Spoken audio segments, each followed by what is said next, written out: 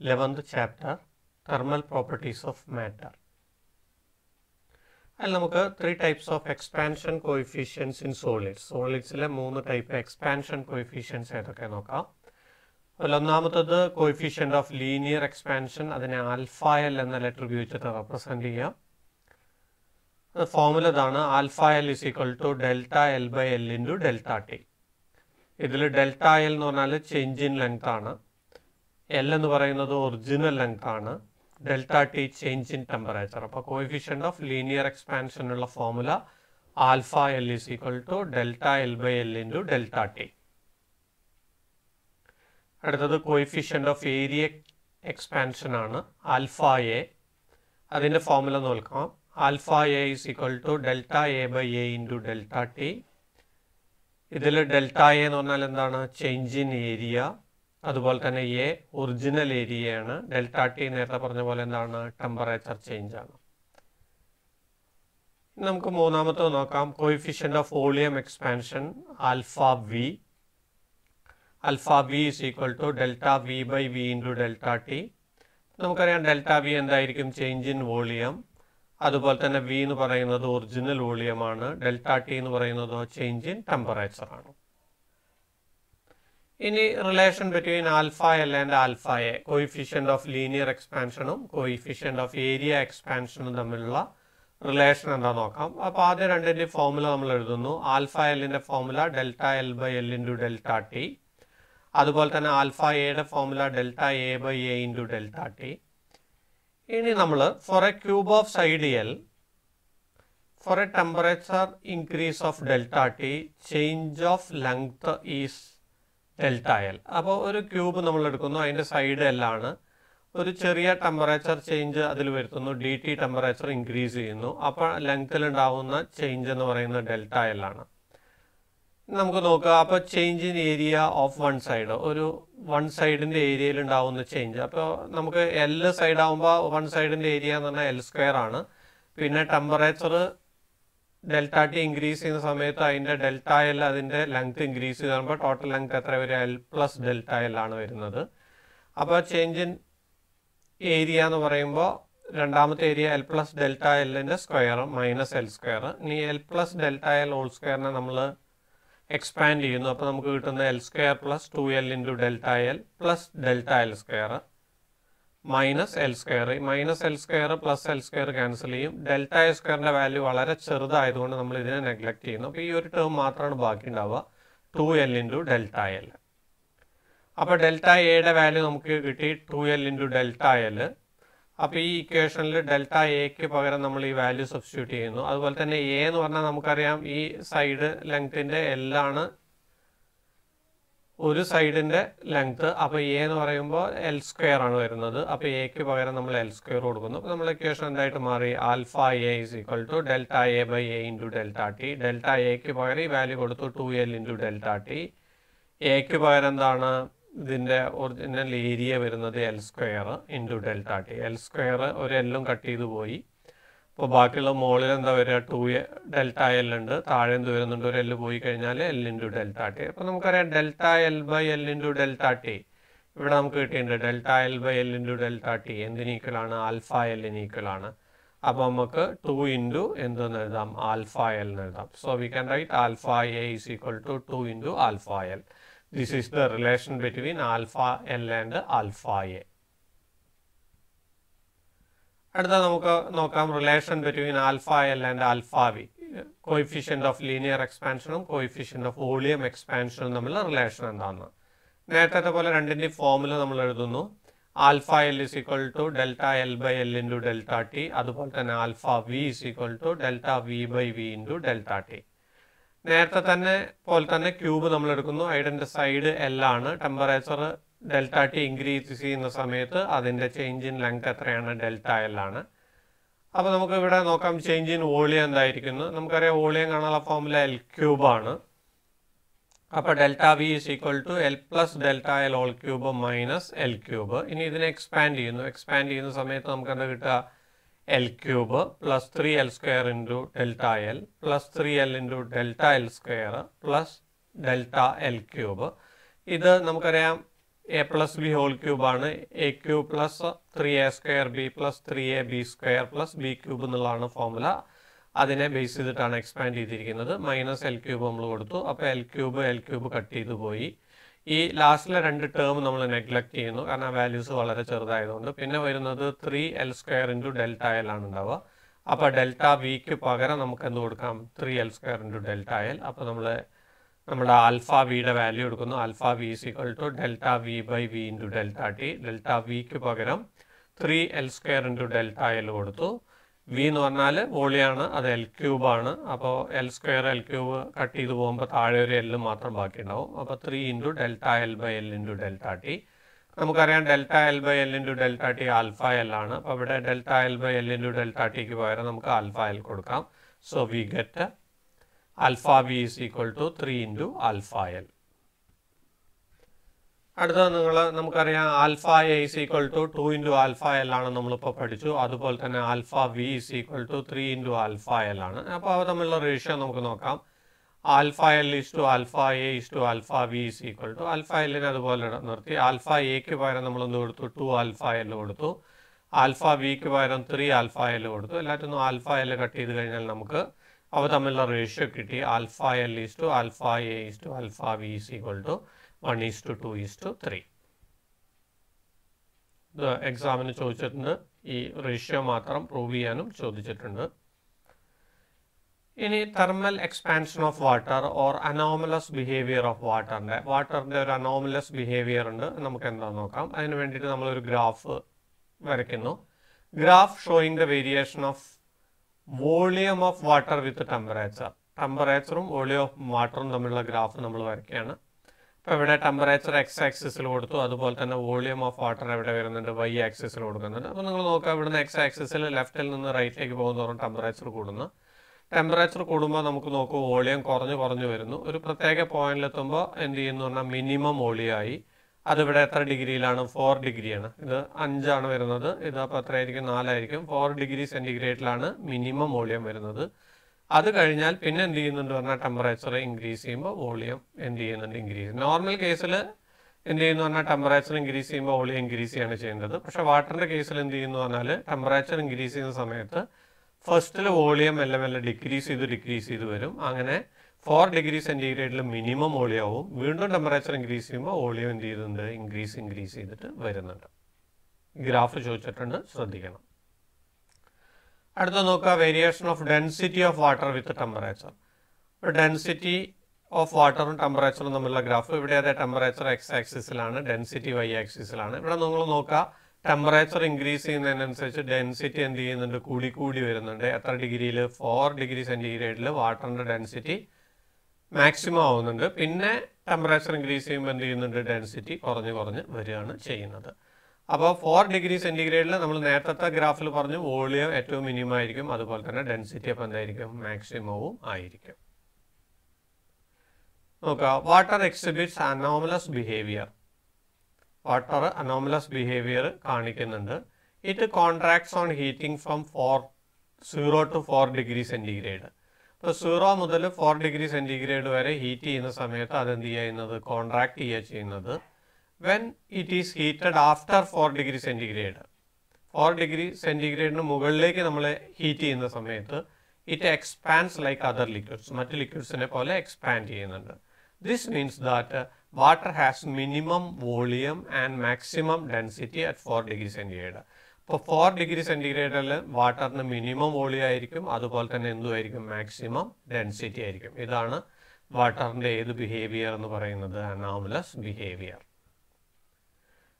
Why the bodies of water such as lakes and ponds freeze at the top first?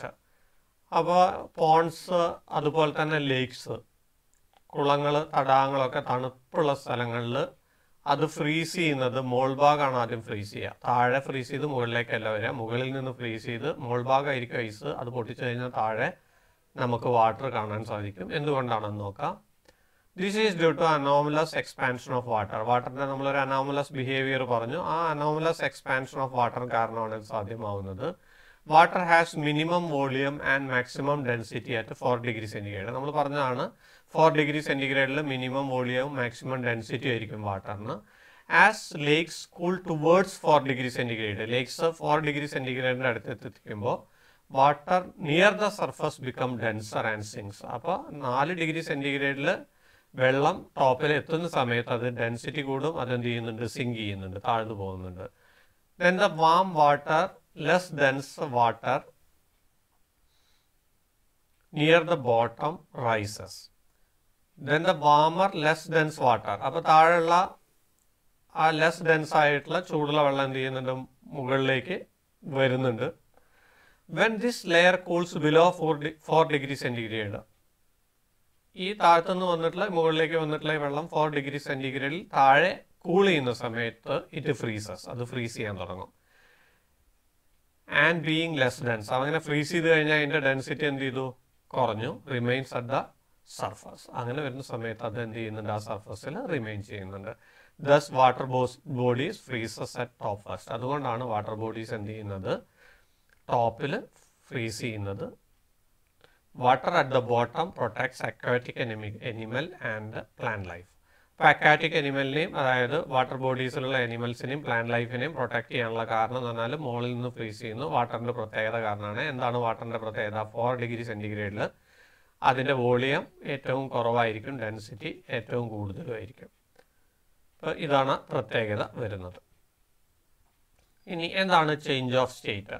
Transition from one state to another is called change of state. ഒരു സ്റ്റേറ്റിൽ നിന്ന്, ലിക്വിഡിൽ നിന്ന് solid, അല്ലെങ്കിൽ സോളിഡിൽ നിന്ന് liquid, ലിക്വിഡിൽ നിന്ന് vapour, അങ്ങനെ ഒരു സ്റ്റേറ്റിൽ നിന്ന് മറ്റൊരു സ്റ്റേറ്റിലേക്ക് ട്രാൻസിഷൻ നടക്കുന്നതിനെയാണ് നമ്മൾ എന്ത് പറയുന്നത്, change of state. The temperature of the system does not change during change of state. Change of സ്റ്റേറ്റിൽ എന്ത് ചെയ്യുന്നില്ല, സിസ്റ്റത്തിൻ്റെ ടെമ്പറേച്ചർ എന്ത് ചെയ്യുന്നില്ല, ചേഞ്ച് ചെയ്യുന്നില്ല. Both the states of the substance coexist in thermal equilibrium during change of state. അപ്പോൾ change of സ്റ്റേറ്റിൽ രണ്ട് സ്റ്റേറ്റിലും ഉള്ള സബ്സ്റ്റൻസ് എങ്ങനെയാണ്, ഒരു തെർമൽ ഇക്വിലിബ്രിയത്തിലായിരിക്കും. അപ്പോൾ അവിടെ എന്ത് സംഭവിക്കുന്നില്ല, ടെമ്പറേച്ചർ ചേഞ്ച് സംഭവിക്കുന്നില്ല. ഇനി എന്താണ് melting point? It is the temperature at which solid and liquid state of the substance co exist in thermal equilibrium with each other.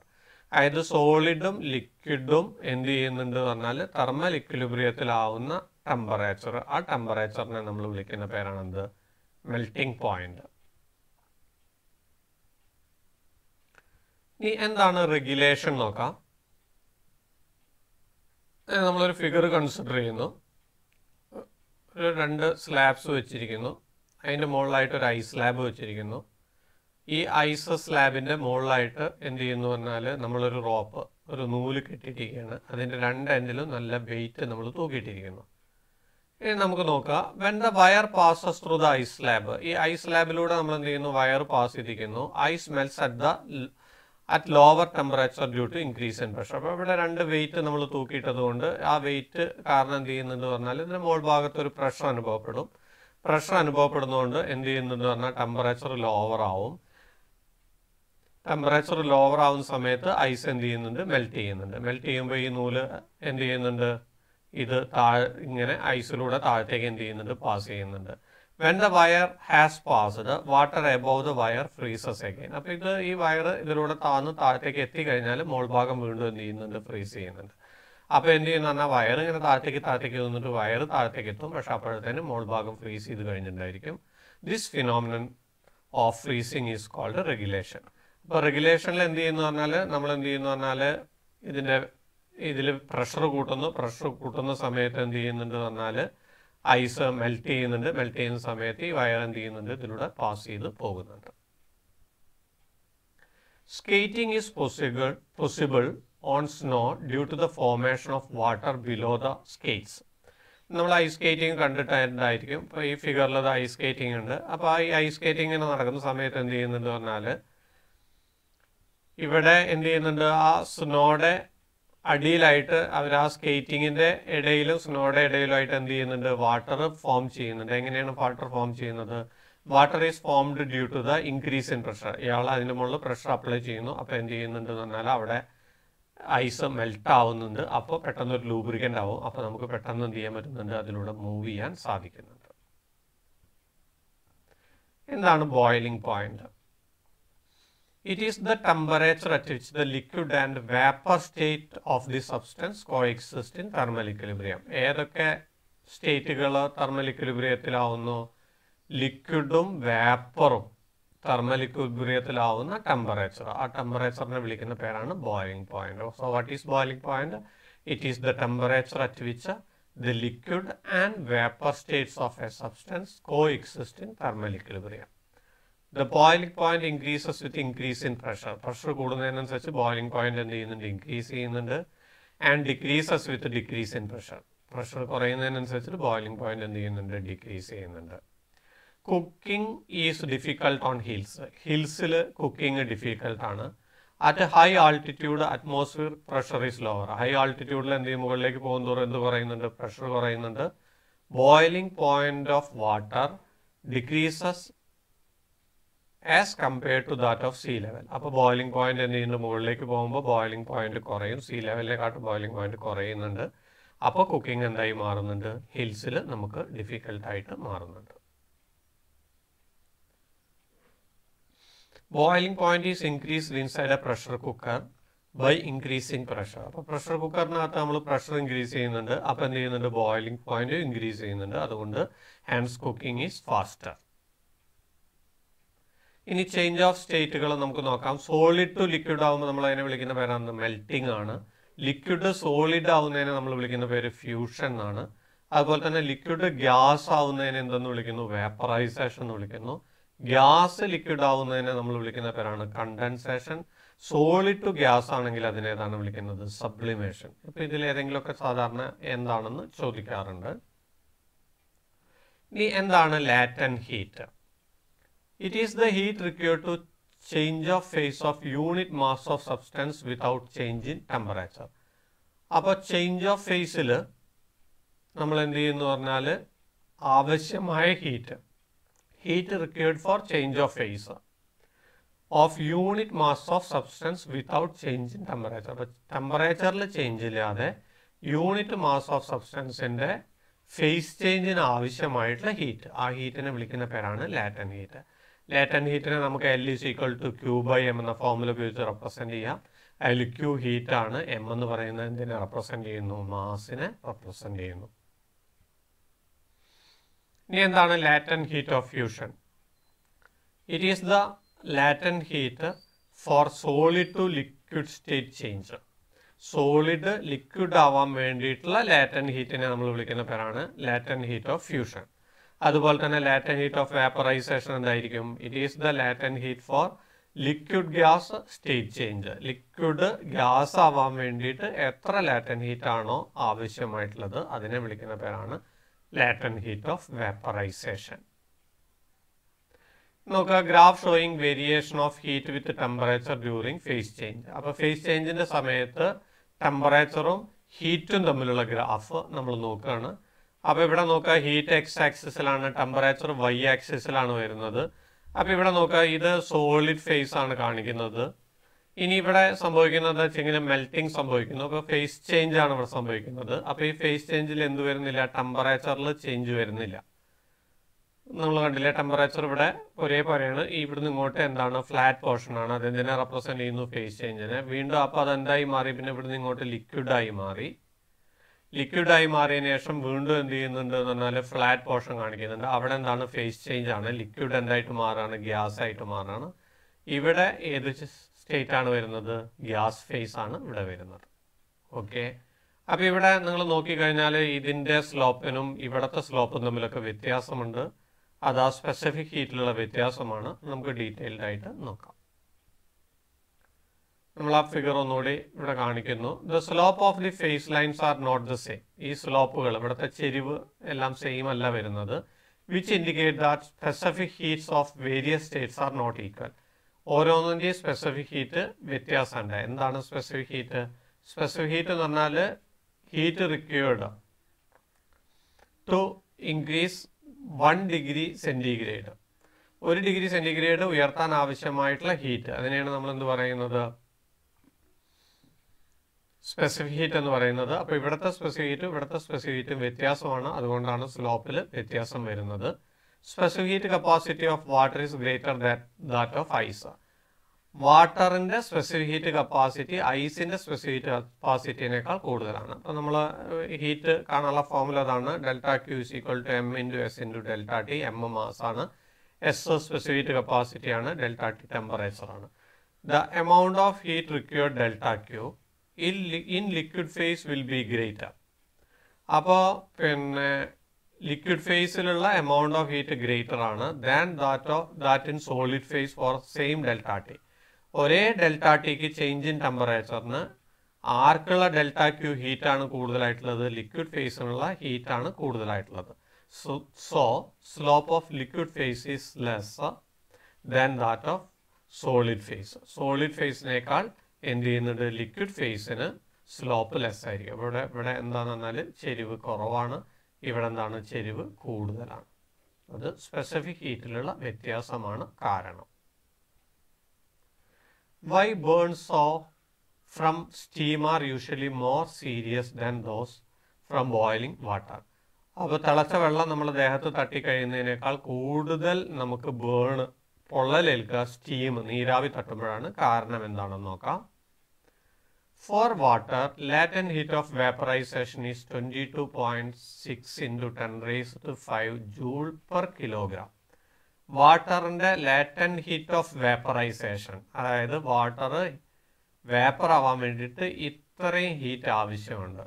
So steam at 100 degree centigrade, 100 degree സെൻറ്റിഗ്രേഡിലുള്ള സ്റ്റീമിന് carries 22.6 into 10 raised to 5 joule per kilogram more heat than water at 100 degree centigrade. അപ്പോൾ എന്ത് ചെയ്യുന്നുണ്ട് പറഞ്ഞാൽ സ്റ്റീമിന് കൂടുതൽ heat ഉണ്ട്, അതുകൊണ്ടാണ് നമുക്ക് എന്ത് ചെയ്യുന്നത്, പൊള്ളൽ കൂടുതലായിട്ട് ഏൽക്കുന്നത്. കാരണം വാട്ടർ അറ്റ് 100 ഡിഗ്രി സെൻറ്റിഗ്രേഡിൽ ഉള്ള ഹീറ്റിനേക്കാൾ 22.6 into 10 raised to 5 joule per kilogram more heat ആർക്കുണ്ട്, സ്റ്റീം അറ്റ് 100 ഡിഗ്രി സെൻറ്റിഗ്രേഡിന് ഉണ്ട്.